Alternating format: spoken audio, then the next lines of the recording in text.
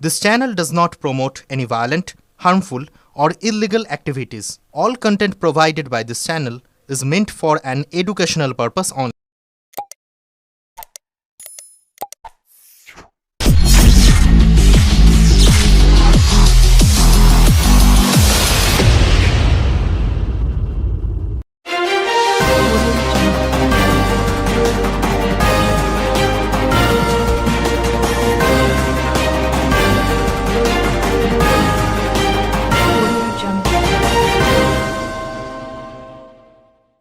পুরীর জগন্নাথ মন্দিরে যখন ৪৬ বছর পর করা পুলিশের নিরাপত্তায় রত্ন ভান্ডার খোলা হয়েছে, সেই একই সময় হুগলির গুপ্তিপাড়ায় পুলিশের চোখের সামনে লুট হলো জগন্নাথের খাদ্য ভান্ডার।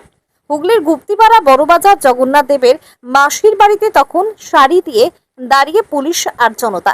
অপরদিকে দরজা ভেঙে ভিতরে ঢুকে চলল লুটপাটের চেষ্টা। শুধুমাত্র উল্টো রথের আগের দিন গুপ্তিপাড়াতে এই দৃশ্য দেখা যায়। প্রায় শতাধিক স্থানীয় মানুষ এই দিনে জগন্নাথের প্রসাদ লুট করতে আসরে নামে। যতক্ষণ না ভোগের মালসা দখলে আসে ততক্ষণ চলে লড়াই। ভোগের মালসা নিয়ে ভক্তরা বাড়ির পথে এগিয়ে যান। পশ্চিমবঙ্গের অন্যতম প্রাচীন রথযাত্রা হলো গুপ্তিপাড়া রথযাত্রা। মাহেশের রথের মতো এই রথযাত্রাও খুব বিখ্যাত। এখানে উল্টো রথের আগের দিন প্রথা মেনে ভান্ডার লুট হয়, যা আজও চলে আসছে। ৮০০ ভোগের মালসা নিমিষে লুট হয়ে যায়। ভোগের প্রসাদ পান উপস্থিত ভক্তরা। উল্টো রথের আগের দিন এই ভান্ডার লুট প্রথা চালু রয়েছে গুপ্তিপাড়ায়। গুপ্তিপাড়ার ২৮৬ বছরের প্রাচীন রথের বৈশিষ্ট্য হলো এই ভান্ডার লুট, যার পিছনে রয়েছে পৌরাণিক কাহিনী। পুরাণে কথিত রয়েছে, দ্বিতীয়ায় রথে চেপে মাসির বাড়ি আসেন প্রভু জগন্নাথ। বেশ কয়েকদিন কেটে গেলেও বাড়িতে না ফেরায় লক্ষ্মী দেবী দুশ্চিন্তায় পড়ে যান। তিনি জগন্নাথকে ফেরাতে দূত পাঠান। এদিকে বহু অনুনয় বিনয়েও মাসির বাড়ি ছেড়ে যেতে রাজি নন জগন্নাথ। দেবী লক্ষ্মী নিজে চেষ্টা করলেও সফল হন না। উল্টো রথের আগের দিন জমিদার বৃন্দাবন চন্দ্র ও কৃষ্ণচন্দ্র দুজনেই এই বিষয়ে জানতে পারেন। ভালো খাবার না পেয়ে যাতে বাধ্য হয়ে জগন্নাথ মাসির বাড়ি ত্যাগ করেন, সেই কারণে তারা লেঠেল দিয়ে গুপ্তিপাড়া মাসির বাড়িতে লুটপাট চালান। শোনা যায় তখন থেকেই গুপ্তিপাড়ায় উল্টো রথের আগের দিন ভান্ডার লুট প্রথা চালু রয়েছে। ভান্ডার লুট দেখতে হাজির হন হুগলি গ্রামীণ পুলিশের ডিএসপি ক্রাইম অভিজিৎ সিনহা মহাপাত্র। তিনি বলেন, বহু প্রাচীন কাল থেকে এই লুট চলে আসছে। নিরাপত্তার কোনো খামতি রাখা হয়নি। ড্রোন ক্যামেরা ও পর্যাপ্ত পরিমাণে পুলিশ মোতায়েন রাখা হয়েছিল। তবে পুলিশ যে ভান্ডার লুট আটকাতে পারেনি, সেই নিয়ে উত্তর দিতে ব্যুরো রিপোর্ট, আমার কলকাতা নিউজ।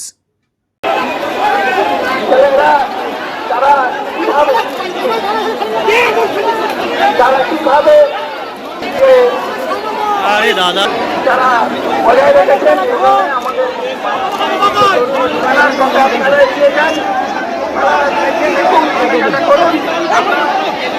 এই মুহূর্তে আমরা ঘরের দরজা বন্ধ করে পরিষ্কার করবো। আমরা এবার ঘর পরিষ্কার করবো, তবু দরজা আমরা বন্ধ করবো। আপনারা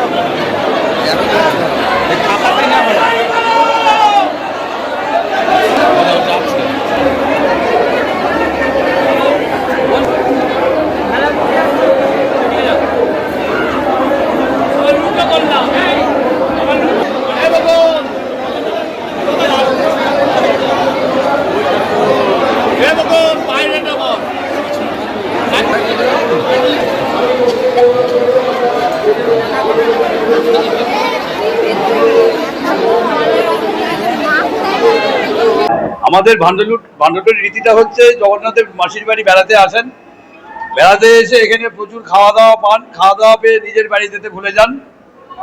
তখন মাসির বাড়িতে থাকার জন্য সর্ষে পড়া দিতে আসেন। হরপঞ্চমীর দিন আমাদের লক্ষ্মী আসেন, লক্ষ্মী বিজয়ার দিন সর্ষে পড়া আগেকার দিনে যেমন বলা হতো বশীকরণ বা তুক, এই তুক করে উনি যেতেন যে দাদা যাতে তাড়াতাড়ি বাড়ি ফিরে যান। তখনও উনি এখান থেকে যান না, তখন ওখান থেকে বৃন্দাবনচন্দ্র হাওদা করে কৃষ্ণচন্দ্র ভাইকে নিয়ে হাওদা করে এসে কিছু লেটেন সঙ্গে করে নিয়ে আসেন। এসে উল্টোতে ঠিক আগের দিন ভান্ডালুট, অর্থাৎ এই যে আমাদের 3টে দরজায় প্রচুর লোক সমাগম হয়, এই দরজা ভাঙার চেষ্টা করে। এই দরজা অনেকবার ভাঙাও হয়ে গেছে, অনেকবার লুটও হয়ে গেছে, কিন্তু এখন এই দরজা খুলে দেওয়া হয়। খুলে দেওয়ার পর প্রচুর রান্না বান্না এখানে পঞ্চব্যঞ্জন সহকারে প্রচুর মিষ্টি মাছটা এখানে থাকে। এই সমস্ত খাবার এই দরজা খুলে দেওয়ার পর সমস্ত লুট করে নিয়ে চলে যায়। তখন এখানে আর কিছু না থাকার দরুন উনি তখন চিড়ে এবং মুরগি ফলার খেয়ে পরের দিন উত্তরতে ফিরে যান নিজের বাড়িতে। এটাই হলো এখানকার ভান্ডালুটের বৃহস্পতি। এর শুরু হলো কেন বলতে, এটা একটা প্রচলন হয়ে আসছে, এইভাবেই একটা প্রচলন তখনকার দিনে করে গেছেন, ভান্ডালুটের ব্যবস্থা করে গেছেন। এটা গুপ্তিপাড়াতেই আছে, বলাগড় ব্লকের মধ্যে, আর অন্য কোনো জায়গায় এই রীতি নেই ভান্ডালুটের ব্যবস্থা। এইভাবেই আমরা দেখে আসছি, এইভাবেই হচ্ছে। এখানে প্রায় 40-50 রকমের আইটেম থাকে, 40-50 রকম মিষ্টি মাছটা থাকে। হ্যাঁ, এখানে প্রায় 4-5 কুইন্টাল চাল ডাল রান্না হয়, পায়েসও হয়, 200-300 কেজি পায়েস রান্না হয়। মিষ্টি মাছটা প্রচুর রকমের পদ থাকে। জগন্নাথ দেব এইগুলি খেতে ভালোবাসেন।